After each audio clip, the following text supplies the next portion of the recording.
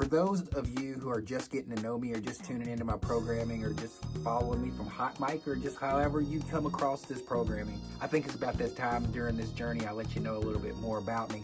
Hello, my name is Tarris Troy Horton, the most interesting man in the Commonwealth of Kentucky. I know you're like, where does this creativity come from? And I have to give it up to my mom and dad, of course, but I'm a black sheep. Well, I'm the yellow sheep of my family. If you look at this picture behind me. This is a family photo. Here's a family photo of me and my 3 sisters and my brother. Carl, shut the hell up. Go downstairs. Go downstairs. Go downstairs, butter. Go downstairs. You hear him? Say, look, by the way, my sisters love Carl. They'd be like, don't you talk to him like that? I trace everything back to I can remember to my sisters. I have 3 older sisters, Renee, Angela, and Michelle. To people who know me for a long time, y'all you can just pass for this, or you can watch this because you can see how big of an influence my sisters had on my life. My sister Renee, my oldest sister, she graduated in 1978 from West Horton High School, which is very important to me because I went to West Horton High School. My sister Angela, she went to West Horton High School, and my sister Michelle, she went to West Horton High School. So I had 3 sisters who laid the foundation for myself, and plus my brother who's older, but we're not talking about my brother right now. We're focusing on my sisters, my 3 older sisters. My wife and I, over this past summer, we took a vacation with my 3 sisters down to Gulf Shores, Alabama. It was a great time that we had. We just spent some time getting to know each other, playing some games, going to the beach. I got to be little brother and drive my sisters around. And my sister Angela, she cooked chicken, and then I cooked catfish. But we had a good time, my sisters all getting together, hanging out and having a good time. My whole life has been shaped by my 3 sisters. My sister Renee, she was the first one who ever introduced me to music. Curtis Blow. First time I ever listened to Prince was through my sister Renee. Janet Jackson through my sister Renee, and she was always keeping me up on the latest new music. And then my sister Angela, she was involved more in the church side of the game, so she was always, she'd get me instruments. Like I can remember going over to my sister Angela's house as a kid, and doing Christmas over there, and she'd buy me like little Casio keyboards that make a difference now. Seriously, I've been playing on these things like this ever since I've been 2 and 3 years old. I've been playing on like Casio keyboards and little apparatuses like this since I've been like 2 and 3 years, since I can remember. My family would buy me those. So of course, they're going to genetically or socio, whatever you call it, they programmed me into doing this, that my sisters did it. Follow me now. My sister Renee introduced me to Curtis Blow, Prince, Janet Jackson, R&B music, Soul Train, dancing, that whole part of it. My sister Angela, at a very young age, introduced me to these little Casio keyboard things. She would get them for me. I'm talking about 3, 4 years old. That's what she would get. And my sister Michelle, she had me chasing behind girls. My sister Michelle was close enough in age to where all of her girlfriends were very attractive. She hung out with like Tony Curl and Sharice James and all these fine girls that my sister would run up behind them, and then she'd have girls spend the night with her. One time my sister was dating this guy from LaRue County. I ain't gonna say no names or anything like that. It's been 45 years ago. It was in the 80s, so I must have been 10. It was probably about 80, so I was about 10. In the 80s, so I was about 9, 10 years old. I got a very good memory about my childhood too. So my sister was dating this guy, and his little sister would come over and spend the night with my sister. And we'd be watching a movie. My dad would be sleeping, and me and this girl would be making out.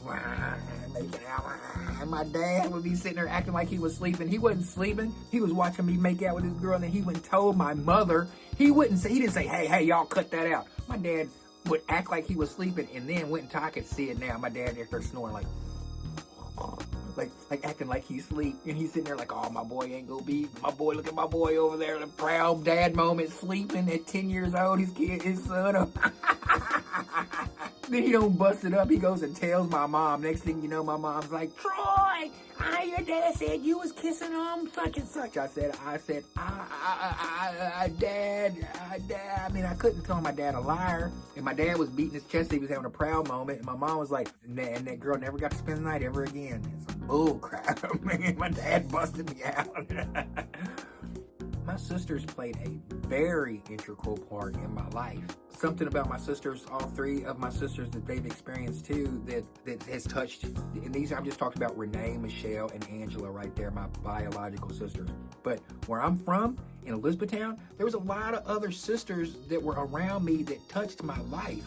Look right across the street of me, Tanya Reynolds, Robin McAdams now, but Robin Reynolds, Jackie Reynolds, Angie Ditto. I mean, I had lots of people who touched my life around me when I went to church. When I went to go to church, I had my godmother, Denise. I had so many positive, strong women around me because all three of my particular sisters have experienced something that most women go through.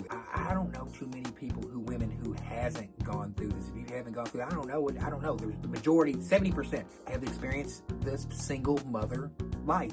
At one time in their life, they have been single mothers, all three of my sisters, and I've watched them go through that as a son of a two-family household, but a brother of single moms out there doing the best that they can as single moms out there raising their children. So that puts me in a different empathy light and perspective on things because, you know, not coming from a two-family household. My blood sisters, I had to watch, raise kids damn near on their own. At one point in their time, in their life, they've all experienced being a single mom. And I watched it and I absorbed it like a sponge. So I wrote them a song. Well, no. So I wrote a poem. The next bit of content that I'm going to be introducing is dedicated to my sisters, Angela, Michelle, and Renee.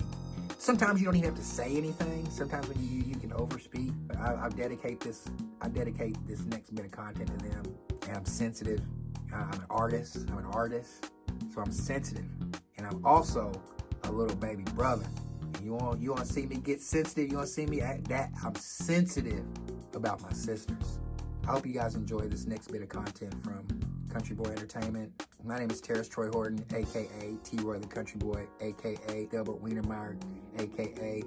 MC Hairlip, the flyest pimp. DJ Fannypack, don't forget your fanny pack, a.k.a. Jessica White, T-Ree-Neezy, Skinny T-Reezy, Skinny Teezy, Skinny.